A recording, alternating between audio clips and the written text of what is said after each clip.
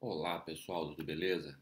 Então vamos dar continuidade aos nossos estudos hoje, vamos falar aí de Mecânica dos Fluidos, capítulo 14, tá?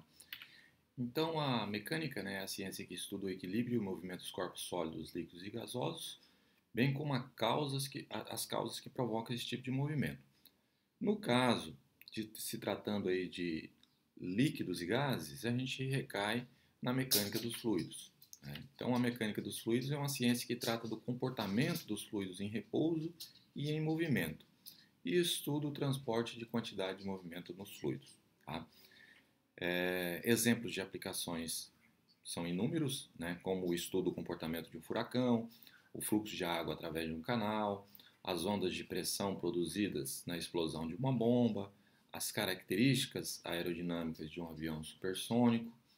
Então, existe aí uma série de áreas que têm aplicações deste estudo, né? Então aqui a gente pode ver o fluxo de água através de um cano, pode ver o movimento aí de um avião, né, um balão, tudo isso envolve aí a mecânica dos fluidos.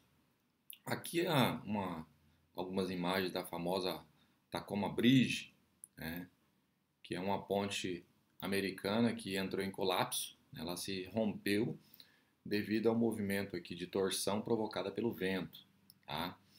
Eu aconselho vocês aí, sugiro para vocês entrar no YouTube lá e dar uma olhadinha e assistir esse filmezinho a respeito dessa ponte, muito bacana, né? Então foi um erro de projeto aí que neste projeto não levou em consideração esses movimentos de torção, né? Ou seja, não colocaram estruturas que impedissem esse tipo de movimento, e devido às fortes rajadas de vento que aconteceu num dia, ela acabou entrando em colapso.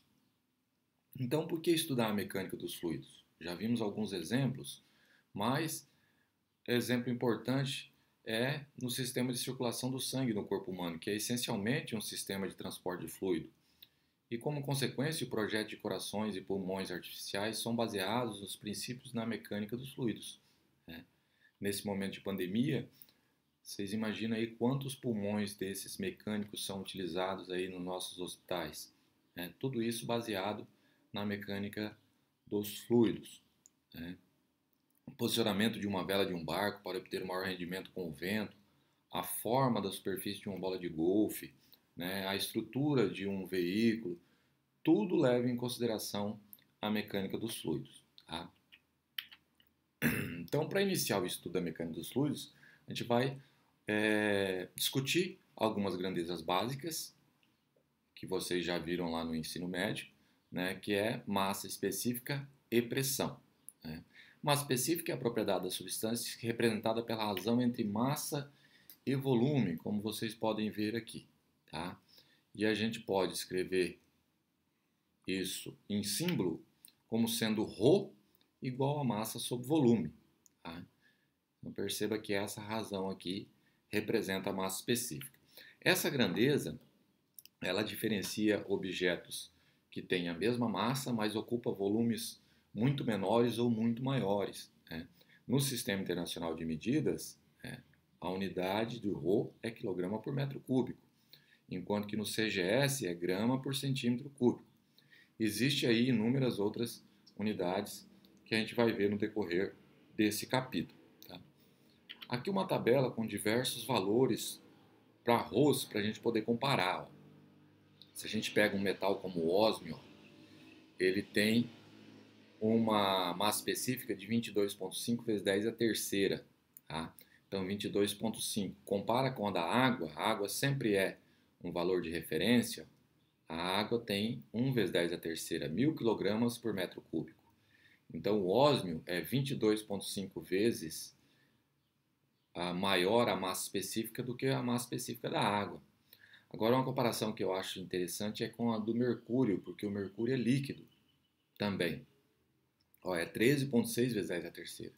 Então, se a gente pegar uma garrafinha que cabe um litro de água, esse 1 litro de água vai dar lá 1 quilo, né? Se você pegar a mesma garrafinha e encher com mercúrio, você vai ter uma massa de 13,6 quilogramas, ou seja, um valor muito maior, tá?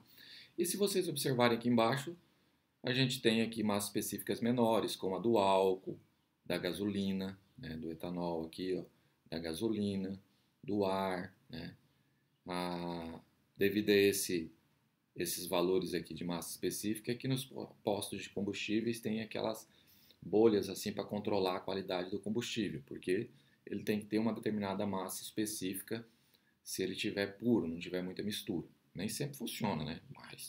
Mas tem lá. Outras unidades. Quando vocês vão lá no mercado comprar uma caixinha de leite, você não compra a caixinha de leite em centímetros cúbicos ou metros cúbicos. Você compra a caixinha de leite em litros. Então, uma unidade muito utilizada para volume é o litros, que representa 10 a terceira centímetros cúbicos ou 10 a menos 3 metros cúbicos. E como eu falei para vocês, o Rho da água é sempre uma referência. Tá? Então, a massa específica da água ela é também escrita como 1 kg por litro, ou 1 grama por ml, ou 1 grama por centímetros cúbicos. E no sistema internacional, né, 1000 kg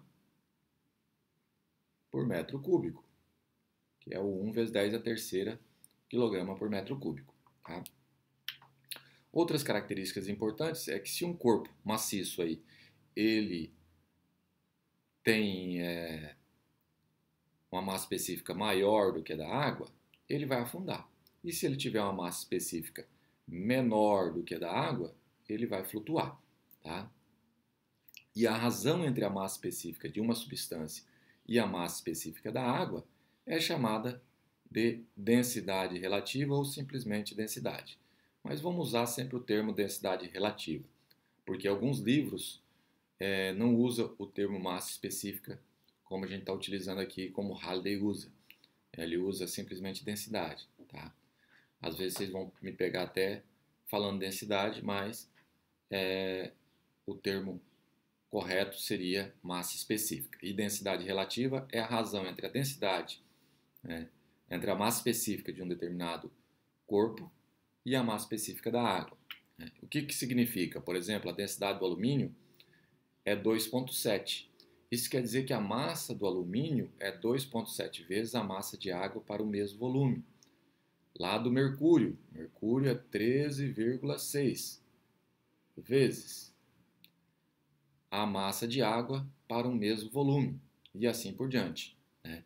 Quando a gente trabalha com sólidos e líquidos, eles se dilatam muito pouco com a variação de temperatura, com pequenas variações, não influenciando significativamente no volume, tá? Para a gente levar em consideração no cálculo da massa específica. Agora, os gases, eles se expandem muito com a variação de temperatura e de pressão. Então, quando a gente for estudar os gases, a gente vai ter que levar em consideração essas outras duas grandezas aí. Tá? Então, na próxima aula, a gente vai fazer um exemplo e eu aguardo vocês na próxima aula.